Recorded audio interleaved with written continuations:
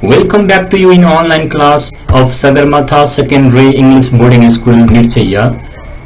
Today I have come along with you with another lesson, types of computer part 1. So in this lesson you will learn what are the different types of computer on the basis of size, on the basis of work, on the basis of principle, on the basis of purpose. So please watch this video from starting to ending for better understanding. So without any delay, let's begin the lesson, types of computer part 1.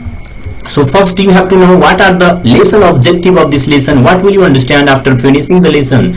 The first point is classification of computer. What are the different types of computer? Next number, types of computer. What are the different types of computer on the basis of size? What are the different types of computer on the basis of work? And what are the different types of computer on the basis of purpose? So in this video, in this presentation, I have covered only what are the different types of computer on the basis of size in detail. So let's begin from the classification of computer.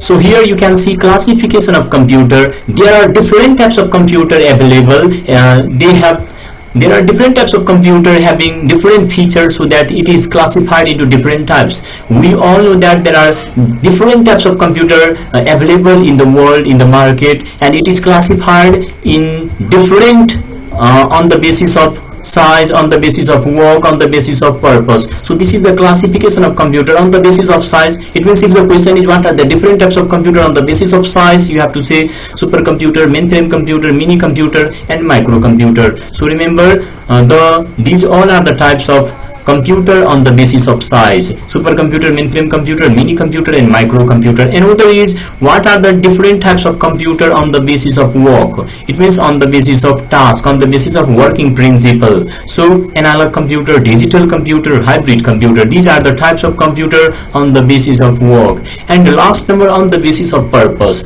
So what are the different types of computer on the basis of purpose? General purpose computer, and another is a special purpose computer. But in this video I have covered only this part on the basis of size, and in another part I will come along with you with another part like on the basis of work, on the basis of purpose. So let's begin. What are the different types of computer on the basis of size in detail?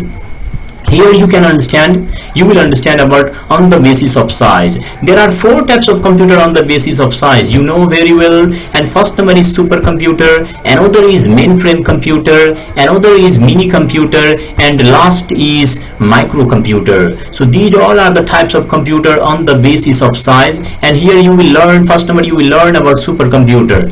So let's see about supercomputer. Here you will understand what is supercomputer, how many users can work at the same time in supercomputer, what is the processing speed, everything in detail. The first point is the most powerful computer in the world that supports thousands of users at the same time is called supercomputer. You know there are different types of computer available, and we use microcomputer, and in organization, large organization, they use mainframe computer, and supercomputer is also the most powerful computer in the world, and it supports thousands of terminals, so that thousands of users can work at the same time. Next number point, they are extremely large in size. The supercomputers are huge in size, and it has highest processing speed, and it is also the most expensive computer than other computers. It is expensive than other computers because it is extremely large in size. It also uses the concept of parallel processor, more than one processor, so that it supports number of workstations at a time. Now next point, its processing speed is measured in flops, FLOPS, floating point operation per second.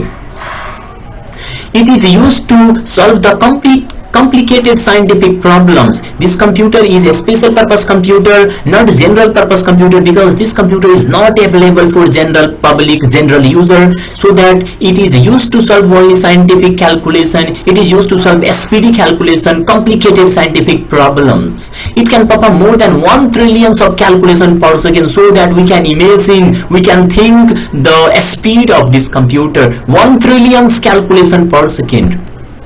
Now next, it has parallel processor that support thousands of terminal. Parallel processor means not a single processor. In supercomputer, parallel processor means thousands of processors are connected together, so that this concept has brought parallel processor. And parallel processor supports thousands of terminal, so that in single terminal, single user can work, but it supports thousands of terminals, so that thousands of user can work at the same time.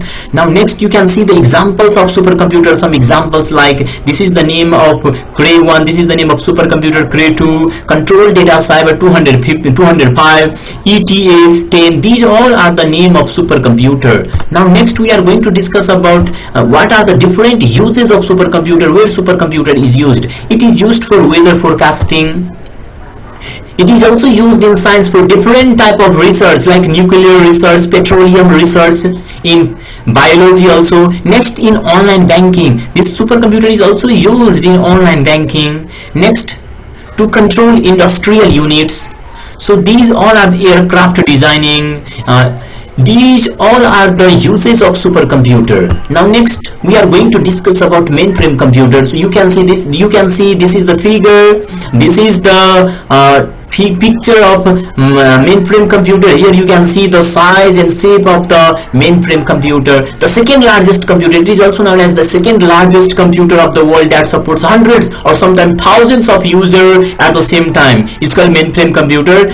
And next, they are larger in size. It means mainframe computer is also very large in size, extremely large in size, and it has also higher processing speed, larger storage capacity, and expensive than mini computer. It is expensive, it is more powerful than mini computer, but less powerful than supercomputer.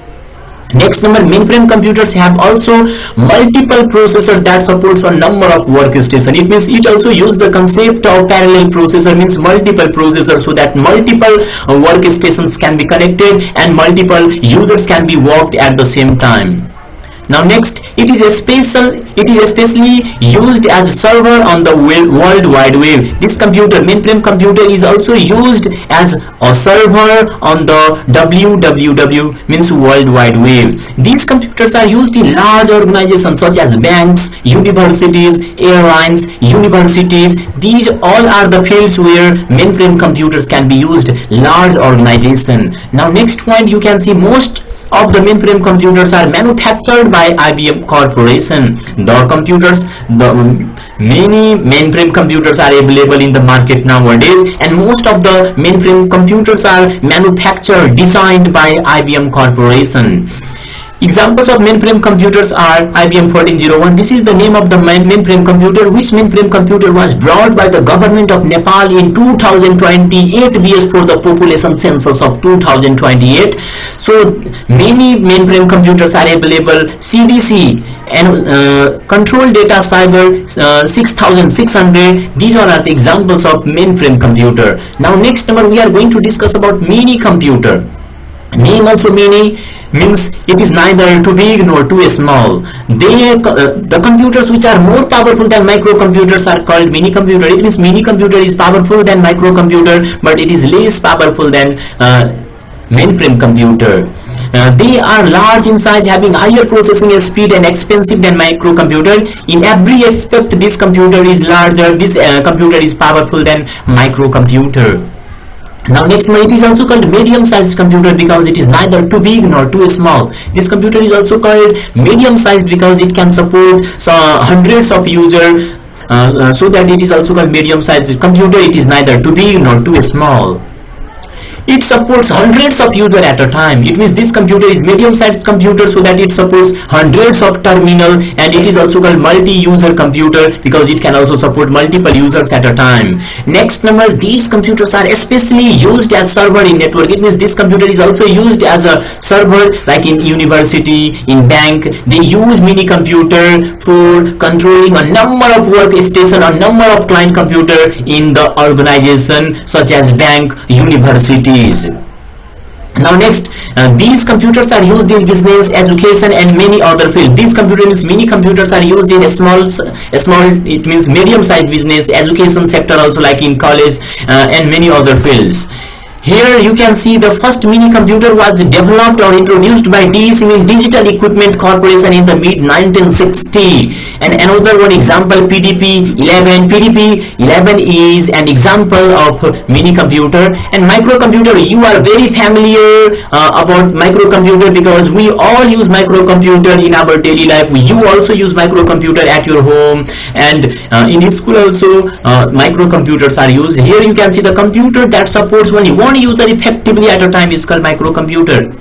This computer can support only one user, so that this is called single user computer also, or sometimes it is also known as PC, personal computer. It is less powerful than mini computer because this computer can support only one user at a time, but mini computer can support hundreds of users at a time, so that it is less powerful than mini computer. Its storage capacity, microcomputer has only single processor, only one microprocessor, so that its processing speed is also very less. It has single storage capacity, it has less storage capacity, so that it is less powerful in every aspect if you compare with mini computer. Now next number, the first microcomputer was developed by IBM company. It means the microcomputer which were available in the market was first designed and developed by IBM Corporation in 1981, and first it was named IBM PC.